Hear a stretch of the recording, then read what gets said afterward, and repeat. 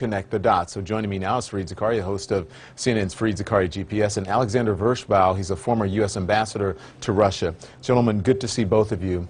You know, Fareed, the connections between the president, his campaign aides, and Russia, so far there seems to be a lot of smoke, but there is no fire. And this latest example is this, sort of connection between this bank in Russia and a Trump, computer system somehow, or a server. But is all this just noise? You know, you're exactly right.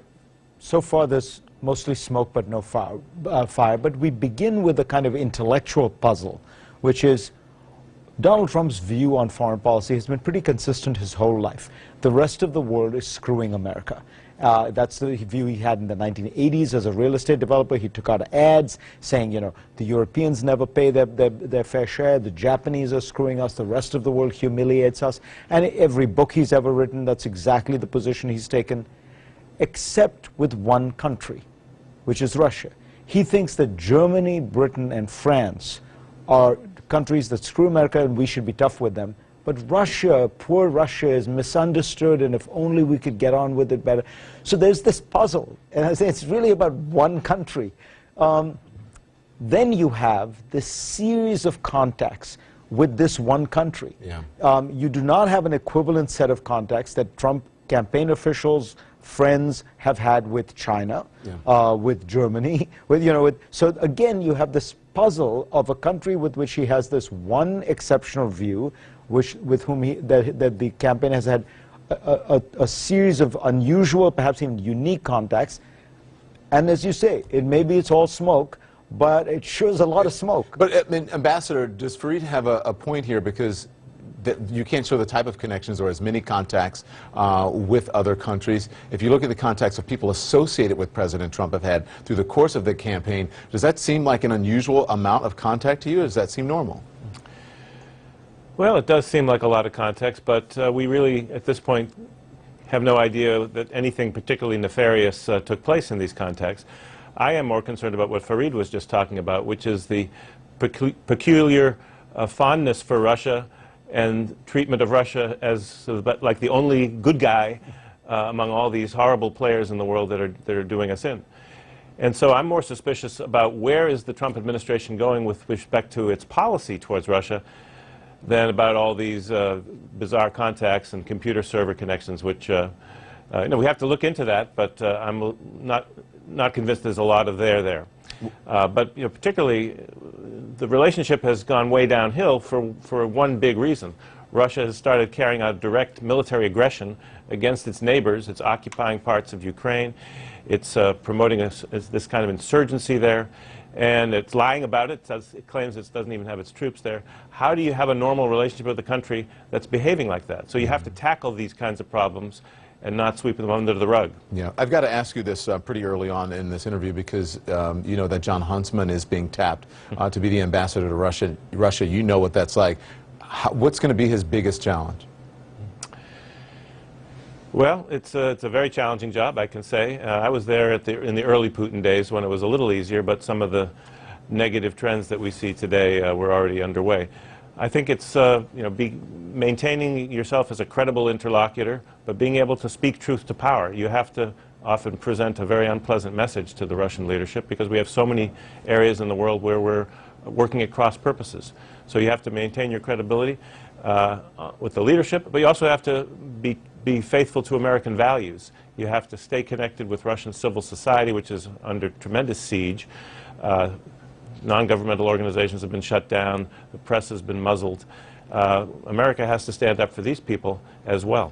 Fareed, do you think that was a good choice? What do you think of the choice, I should ask? He's a very smart guy. He was a good ambassador to China. He's a good student. He knows nothing about Russia, but that is not a disqualification. Many of the best ambassadors have been people who school themselves. The crucial question to being a great ambassador is whether you have a relationship with the president.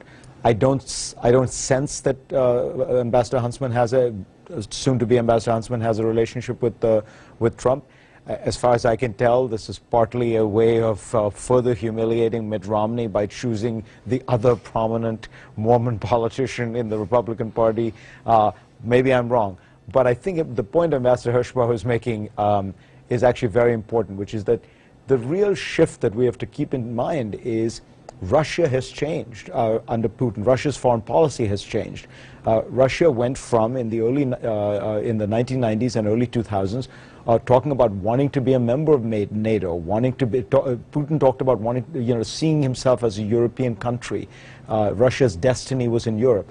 Right now, I think it's fair to say that the actions that Ambassador Vershbow was talking about, Russia is the major spoiler in the international system. So what happened? It's invading countries. It's interfering in democratic elections. It's setting up its alternative ideology, as it were.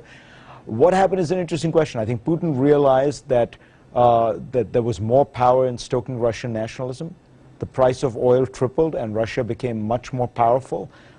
They did feel betrayed by the West in various ways, and then all these parts of the former Soviet Union started to assert their independence, like Ukraine, Georgia, Moldova, and that was something that for a Russian nationalist like Putin was absolutely unacceptable.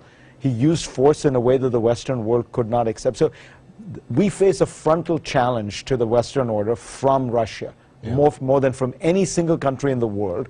And the question is, are we going to take it seriously, or are we going to say, no, we can just get on with Russia, it's a big misunderstanding? It probably didn't help that as Secretary of State Hillary Clinton questioned the legitimacy of his election, Ambassador. Yeah, the Russians clearly had it in for Hillary, and that's why, as we saw, they not only hacked our election, but they were targeting the release of leaked information to undermine her candidacy. Because they saw her as promoting the kinds of forces that we saw in Ukraine bring down the government of Yanukovych. Putin felt that we were going to do the same thing to him. He's obsessed with regime change, and despite his swagger, he's, I think, feeling very insecure about his grip on power looking down the road. But Farida's absolutely right. We're facing a Russia that is directly challenging the whole international order that we've come to depend upon since the end of World War II. And it would be beautiful to cooperate with Russia in fighting ISIS, but we shouldn't do that at the expense of our values and principles. I would measure the success of a new policy towards Russia as one that actually solves the problems that Russia's created in Ukraine, restores respect for Ukraine's borders, at least in the eastern Ukraine, where Russia doesn't seem to be ready to annex. I have to ask you, very bluntly, why do you think President Trump has such affinity for Vladimir Putin and Russia? It's still a mystery to me. I think there's a couple of things that sometimes ring true. One is sort of just the attraction to a strong man, decisive leader who can be so decisive because he has no checks and balances, no real parliament to answer to. The other thing is I think he's bought into some of Steve Bannon's Clash of Civilizations analysis of the world, the battle between good and evil, and for President Trump and for Bannon, Russia is on the side of the angels because it's a conservative country fighting political correctness and LGBT rights and all these things, things the president ran against in the election. So there's some affinity there that I don't fully understand, but that may be part of it, this Clash of Civilizations view of the world. Ambassador, thank you very much, and I appreciate you joining us here. Have a great weekend. Fareed Zakaria is going to be with us on the other side of this break, where we'll talk about he gained